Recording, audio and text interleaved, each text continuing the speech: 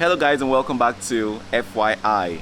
It's always a thrill to be here. I'm especially glad that I'm here and have you guys listening to me again. So, I'm going to be talking about something that's pretty fundamental today: rivalry amongst siblings. This is an extremely important topic, and a lot of parents and siblings, need to hear what it is I have to say.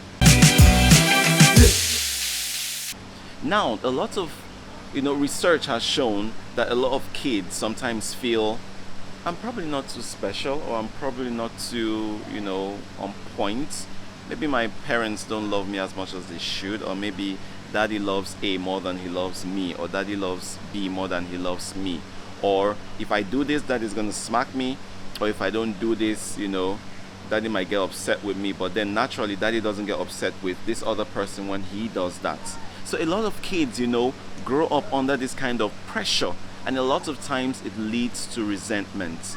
And now, growing up, this might happen, but then the long-term effect would always be at the point where these guys have grown up. Most times they become adults, and then at this point it's deteriorated to such a bad state that there's really nothing they can do about it. They have, resentment amongst themselves, and most times they cannot even talk to each other about it. But inside of them, they know that everything is not as it ought to be. This is a problem. That is why we are talking about it today, so that we can find a way to profess solutions, so that at least going forward, parents who are watching, people who are yet to become parents, would know that as a matter of priority, they need to be able to ensure that they avoid rivalry amongst their kids. Very important. And then for siblings who have also grown up under this kind of toxic environment, they need to be able to find a way to talk about it, share their feelings, share their fears, share their hurts, cry if you need to cry, but let everything go out there, so that that at the end of the day, this stuff has not just been thrown under the carpet, but it's been completely resolved. So here are my 2 cents. Number 1, every parent needs to be able to recognize the various emotional needs of their children. Just like you might have 1, 2, 3 kids, just like other people are different, so also your kids are different. You cannot apply to kid 1, kid 2 what you apply to kid 3. There has to be something different applied to every single kid, and parents need to be smart enough to be able to know this. Read books, talk to professionals, talk to people who could help you. But that what you apply to the first child is not the same thing you would apply to the second or the third. Every child has something that is strictly, peculiar to them. And you cannot use the same models that you use on one on all the rest of them. There has to be a personal, conceptual inclination in modes of applicability to each of your kids. You also need to know what works for every individual. What works for Tom might not be what works for Harriet. You cannot apply the same mechanism you do for Tom to Harriet. So you need to study, know what their temperaments are, know what kind of vibes they give up, and then you work according to this vibe they give up. Now, very important, we need to be able to recognize their various weaknesses and their various strengths. And what I would advise is that you work on their strengths more. Focus more on their strengths. Try to not focus on the weaknesses, even though you point out that these are weaknesses and these could be corrected, but try not to ever focus on what the weaknesses are. Always use their strengths to your advantage, and then have your kids use their strengths to complement each other. You get what I mean? So let them be able to complement themselves with what their strengths are. Make use of whatever it is they are stronger in. It could be in the arts, it could be academics, it could be socially, whatever it is. Okay, if you have 2 kids, your first kid might have a strength in being able to socialize better.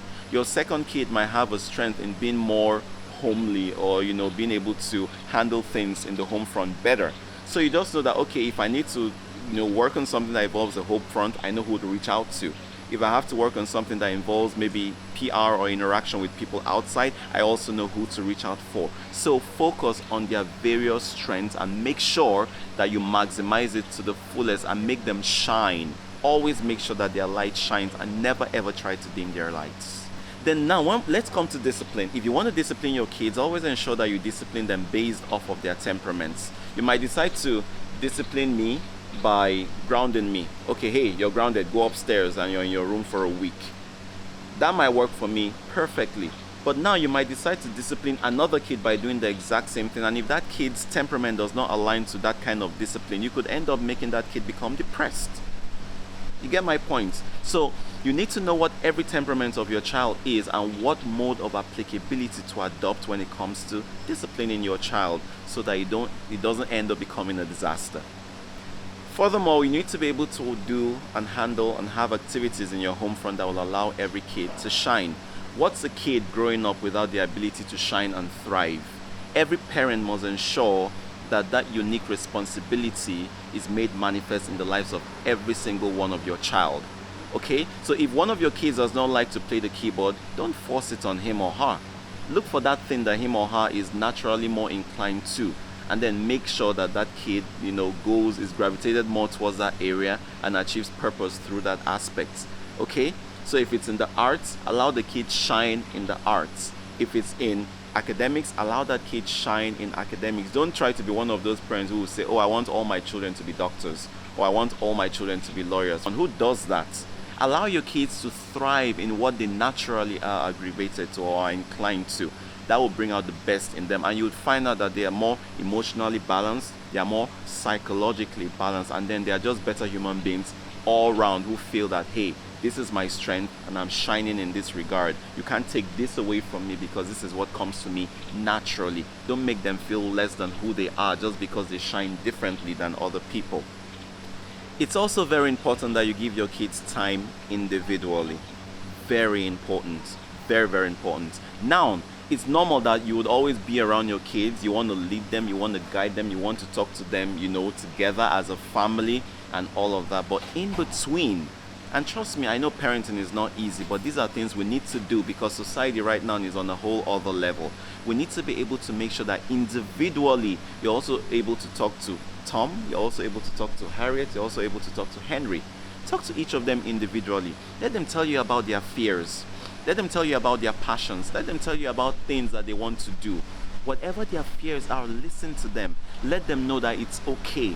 Let them also know that it's okay to fail. You know why it's okay to fail? Because if you fail today, you could try again tomorrow. But guess what? When you're trying again tomorrow, you're trying not from the start, but you're trying from experience that you've already gathered the first time when you failed. And trust me, they will do much better. So make sure that in between, you create time for your kids individually, and then do it in such a way whereby one kid does not feel cheated, or one kid does not feel like he's being left behind or being paid less attention to.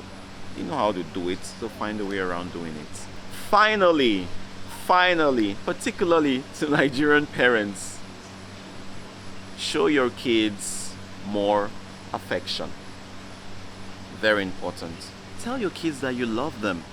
Kiss them good nights. Sing lullabies to them. That's the kind of thing I grew up around, and I'm a very loving person. So be affectionate towards your kids. Show them love. Let them know that it's okay to love. Let them know that it's okay to show affection. Let them know that it's okay to be vulnerable. I mean, if you're not vulnerable, that takes away from your humanity. I'm not Superman. Your kids are not Supermen and Superwomen.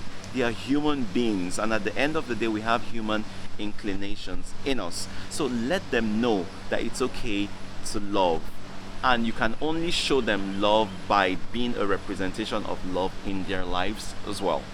So by all means, guys, avoid rivalry amongst siblings because it could lead to jeopardy. It could completely jeopardize their system, mess up with their psyche, make them become the people you did not intend for your kids to become.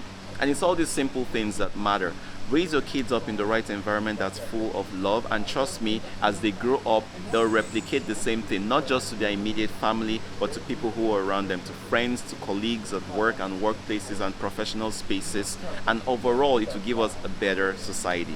So this is me hoping that you enjoyed this episode, and of course you will put it to work because I trust you enjoyed it. Thank you guys so much for watching today. Remember, make somebody smile today because it doesn't take away anything from you, and that's just the best way to live. I love you so much for watching. Thank you.